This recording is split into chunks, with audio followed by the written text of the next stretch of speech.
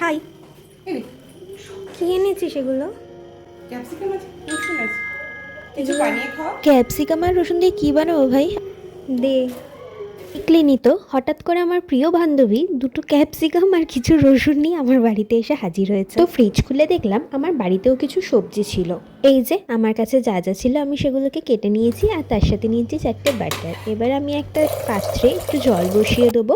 আমি আজকে এই চাউমিনটা বানাবো। চলো তোমাদের সাথে আজকে একটা কম সময় কম সবজি দিয়ে চিকেন চাউমিন বানানোর রেসিপি দেখাই। আমার এই কড়াটা দেখে কেউ কিছু মনে করবেন না। আমি কড়াটা গরম করে 4টে বাটার তার মধ্যে দিয়ে দিলাম। এবার কুচোনোর যেই রসুনগুলো ছিল আমি সেগুলো দিয়ে দেবো। তারপরে ওগুলো একটু হালকা ব্রাউন হয়ে গেলে আমি তার মধ্যে চিকেনগুলো দিয়ে দেবো। আপনারা কিন্তু নুনটা অবশ্যই দেবেন। আমি এখানে নুনটা ভিডিও করতে ভুলে গেছি। আমি এবারে একটু হালকা ভিনিগার দিয়ে দিলাম, আর জলটা আমার অলমোস্ট ফুটেই গেছে। আমি চাউমিনগুলো ওর মধ্যে দিয়ে দিলাম। চিকেনটাও আমার অলমোস্ট ভাজা হয়ে গেছে। আমি এর মধ্যে এবার পেঁয়াজ আর গাজরটা দিয়ে দিলাম। একটু হালকা ব্রাউন হলে মাশরুমটা দিয়ে দেবো, আর লাস্টে দেবো ক্যাপসিকাম। তারপর অনেকটা পরিমাণে এর মধ্যে দেবো গোলমরিচ। যখন চাউমিনটা সেদ্ধ করবেন তখন যদি আপনারা একটু চিনি দিয়ে দেন তাহলে চাউমিনটা কিন্তু একদমই জড়িয়ে যায় না, একটু ঝরঝরে হয়। সবজিগুলোর সাথে চাউমিনটাকে ভালো করে মিশিয়ে একটু নুন দিয়ে চাউমিনটা নামিয়ে নেব। কি খুব ইজি না?